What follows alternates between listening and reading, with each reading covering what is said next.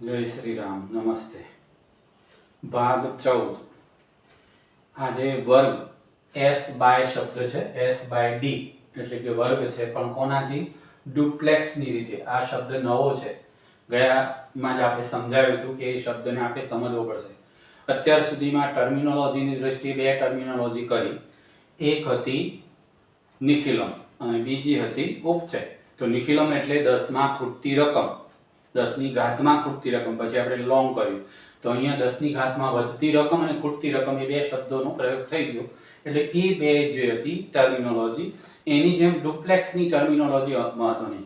અહીં ગમે તે સંખ્યાનો વર્ગ તમે ઝડપથી કરી શકો એ એનો હેતુ છે આ ડુપ્લેક્સનો. તો ડુપ્લેક્સ માટે આપણે શબ્દ પ્રયોગ કરીશું d1 d2 એવી રીતના. d1 d2 d3 જેટલી સંખ્યાનો ડુપ્લેક્સ છે એ સંખ્યા અહીં બતાવવાની, બીજું કંઈ કરવાનું નથી.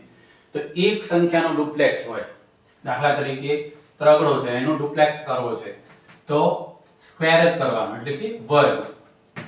બે સંખ્યાનો છે, ધારો કે 32 નો ડુપ્લેક્સ, તો અહીં આગળ બે કૌંસમાં એ બે સંખ્યાનો ગુણાકાર, એટલે કે a ગુણ્યા b કયો અથવા તો બે સંખ્યાઓનો ગુણાકાર કર્યો. અહીંયા આપણે 3 અને 2 એમ બોલીશું તો 3 ગુણ્યા 2.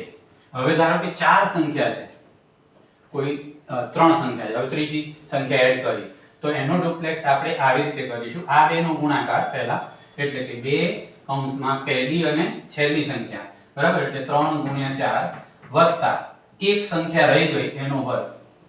હવે આ જે થિયરી મેં સમજાવી એને સમજવાની કોશિશ કરજો. એક સંખ્યા હોય તો વર્ગ જ કરવાનો અને બે સંખ્યા હોય તો ગુણાકાર ગુણ્યા 2 કરવાનો, બસ, બીજું કંઈ નહીં. બરાબર છે? હવે ચાર સંખ્યા છે ધારો કે, તો શું? તો અહીંયા આપણે એક બીજો આંકડો મૂકીએ.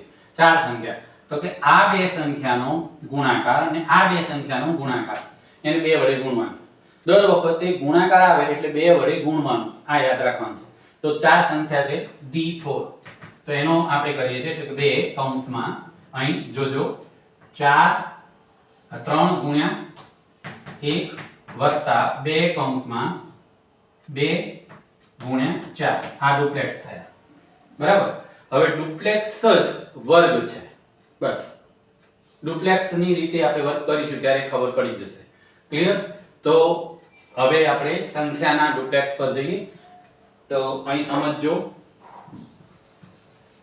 હું પહેલા એક સંખ્યા લઉં છું જે નાની હશે. દાખલા તરીકે આપણે 23 નો વર્ગ કરવો છે. 23 નો વર્ગ, તો શું કરીશું? s1 બરાબર d1, તો આનો ડુપ્લેક્સ કરવાનો. d1 એટલે શું થાય? 3 નો વર્ગ બરાબર 9, તો આનો 9. d2 s2 બરાબર d2, જુઓ તો આ બે સંખ્યા આવે થઈ, આવી રીતે કરવાની. તો 2 કૌંસમાં 2 ગુણ્યા 3 એટલે કેટલા થશે? 6 દુ 12, 12 નો બગડો લખાશે, બરાબર. હવે s3 બરાબર d3 એટલે આનો ડુપ્લેક્સ. ડુપ્લેક્સ જ્યાં સુધી એન્ડ આવે ત્યાં સુધી, પહેલા વધારતા જાઓ પછી ઘટાડતા જાઓ મિડલમાંથી, એટલે અહીંયા d3 આવ્યો તો આનો, એટલે કે 2 નો વર્ગ વત્તા 1 વધી છે તે, તો આ 5. તો જવાબ થયો, ક્લિયર? જવાબ થયો 549. હવે આને તમે જો અલગ રીતે સમજશો ને તો આ કયું સૂત્ર છે? જુઓ, a વત્તા b ના વર્ગનું સૂત્ર છે. a વર્ગ વત્તા 2ab વત્તા b નો વર્ગ. આ આપણે f વાળી પદ્ધતિમાં યુઝ કર્યો, પણ બે આંકડામાં જ એ ચાલે. 3 આંકડા આવશે ત્યારે આ અલગ રીતના થશે. તો 3 આંકડા માટે આ બહુ મહત્વનું થશે. હવે આપણે 3 આંકડા વાળો કોઈ આંકડો લઈએ. તો અહીં 3 વખતે તમારે શું કરવાનું? d1 d2 d3 એમ. હમણાં આપણે કેટલા કર્યા હતા? d3, બે આંકડા હતા તો 2 નો વર્ગ, બે આંકડાનો વર્ગ કરવો છે એટલે ટોટલ આંકડા 4 થાય. 2 વત્તા 2 એમ કરો. 3 આંકડાનો છે તો 3 ને 3 6 થાય, આંકડા 6 થાય.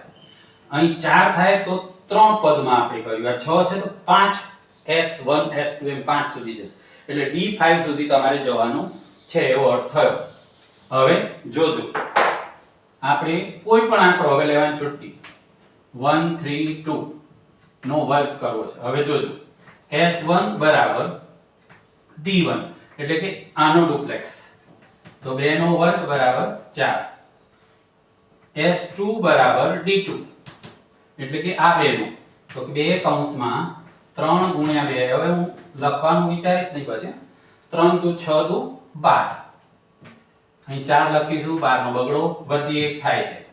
હવે S3 બરાબર D3, તો આ 2 નો ગુણાકાર D3 માં, એને ગુણાકાર આવે એટલે 2 વડે તો ગુણવાનું, આ 2 નો ગુણાકાર, પછી કોઈ રહી જાય છે તો કે આ ત્રબડો રહી ગયો તો એને વર્ગ કરવાનો, તો 1 ગુણ્યા 2 વત્તા 3 નો વર્ગ વત્તા આ વધી હતી તે સાદું, તો 9 ને 1 10, 10 ને 2 દુ 4 એટલે 14, 14 નો ચોગડો. બરાબર, આટલે સુધી ઓકે છે. S4 બરાબર D4. હવે ત્રણેય આંકડા થઈ ગયા તો D4 માં રિટર્ન થઈએ છે, આમ ઓછા વાળા, તો આ બે આવ્યા, તો 1 ગુણ્યા 3 અને વત્તા વધી 1 હતી તે, તો આ શું થાય? 3 દુ 6 ને 1 7, અહીં સાતડો લખવાનો. હવે D5 મેં કીધું તું, તો S5 એ જ D5 અહીંયા, તો D5 એટલે 1 રહ્યો તે જ 1 નો વર્ગ, તો 1. જવાબ થયો 17,424. બરાબર. હવે આને D1 D2 D3 આ લખેલા છે એને સમજજો. હજુ એક આંકડો લઈએ જેમાં થોડું વધારે હોય તેવું.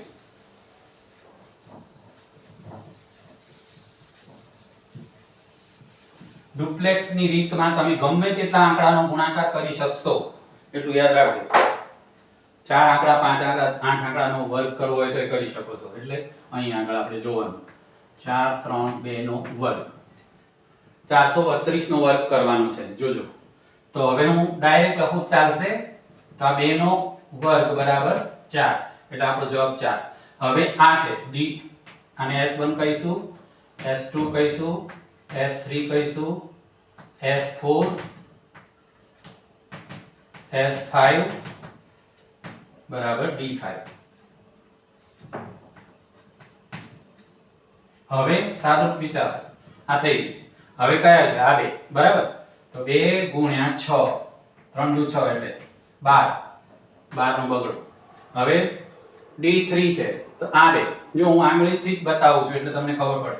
2 ગુણ્યા 8, 4 દુ 8 વત્તા 3 નો વર્ગ વત્તા 1 બરાબર આ 10 થાય અને આ 16 થાય એટલે 26. છગડો લખીશું, બગડો કેરીમાં જશે. હવે આ ત્રણ આંકડા થઈ ગયા ને એટલે હવે બે તરફ આવે એટલે આ બે, તો 2 કૌંસમાં 4 તેરી 12 વત્તા 2 વધી હતી તે, 12 દુ 24 ને 2 26, 26 નો છગડો વધી 2 આવશે. હવે છેલ્લો આંકડો 4 નો વર્ગ એટલે 16 વત્તા 2 બરાબર શું થશે? 18. ક્લિયર? હવે સમજવાની કોશિશ કરજો કે 400 નો વર્ગ કરવો હોય તો 4 ચોક 16 પાછળ મીંડા 4 એનાથી વધારે હોય, પણ આ તો આંકડો મોટો છે એટલે 16,000 ની પણ એનાથી ઘણો વધારે છે, એ પણ ધ્યાન આપજો. તો આ રીતના આપણું થવું જરૂરી છે. હવે 5 આંકડાનો લેવો હોય તો આપણે એક લઈ લઈએ એટલે તમને આઈડિયા આવી જશે. તો હવે 5 આંકડા,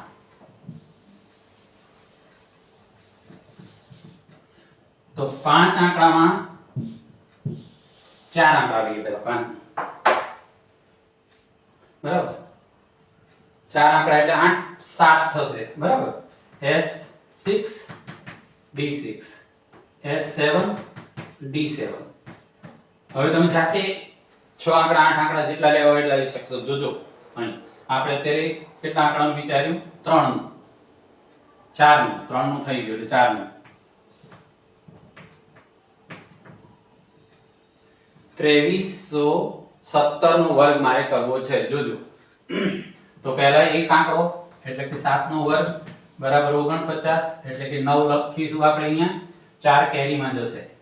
હવે આ બેનો એટલે કે 2 કૌંસમાં 7 * 7 14 વત્તા 4 એટલે કે 18, 18 નો આઠડો બરાબર. હવે 3 છે જો, એટલે હું આવી ત્યાં લઈ મૂકી, તો 2 કૌંસમાં 7 તેરી 21 વત્તા 1 નો વર્ગ વત્તા 1 વધી હતી તે આ વધી તો 21 તો 42, 42 ને 2 44, 44 નો ચોગડો.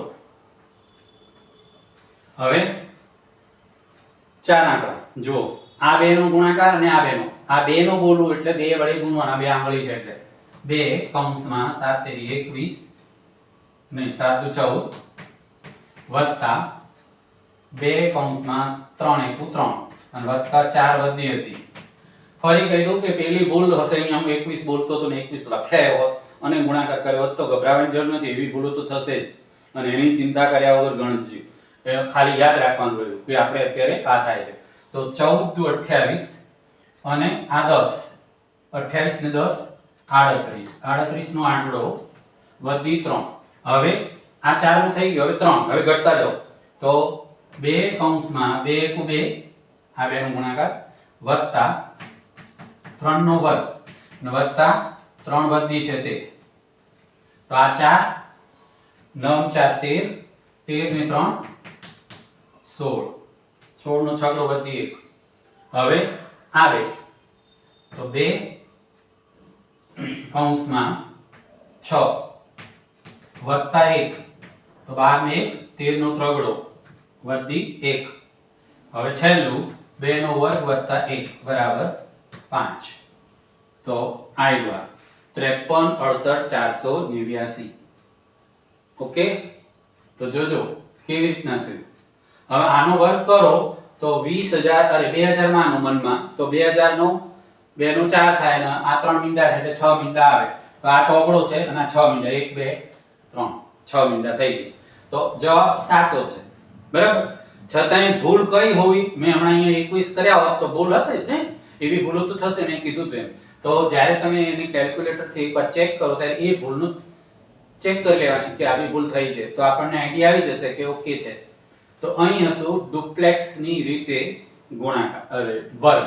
હવે એ જ વર્ગ ડુપ્લેક્સની રીતે જે વર્ગ કર્યો એ સિવાય આપણે ગયામાં નિયર બાય નો ઉપયોગ કર્યો તો. હવે એ બધાના મુદ્દાને સમજીને તમારે કયો વર્ગ ક્યારે ઉપયોગમાં લેવો, વર્ગની રીત પ્રમાણે કઈ રીતે ઉપયોગમાં લેવો એ તમારે ખાસ સમજવું છે. ઝડપથી આવડી તો ગયું પણ ઉપયોગ પણ ક્યારે અને કેવી રીતે કરવો એ બહુ મહત્વનું છે.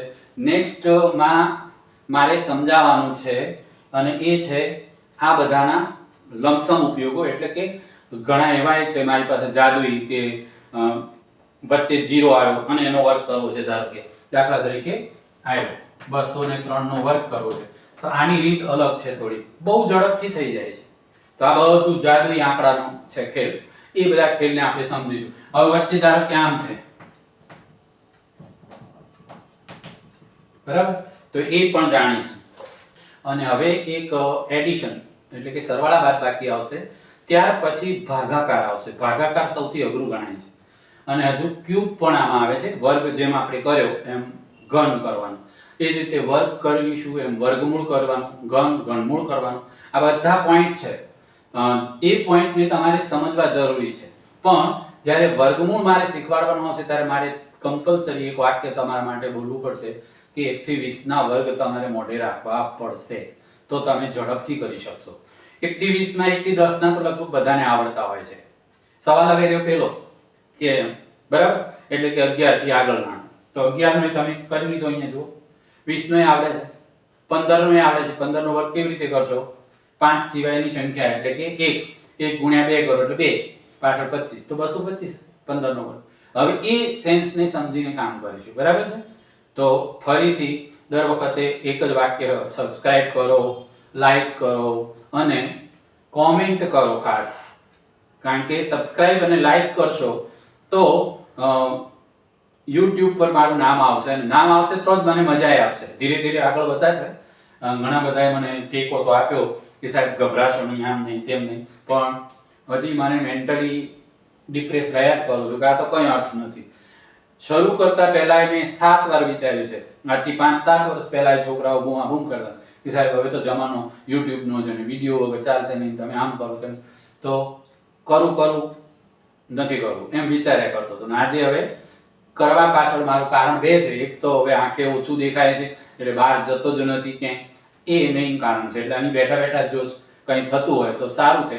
તો આ એક હેતુ છે.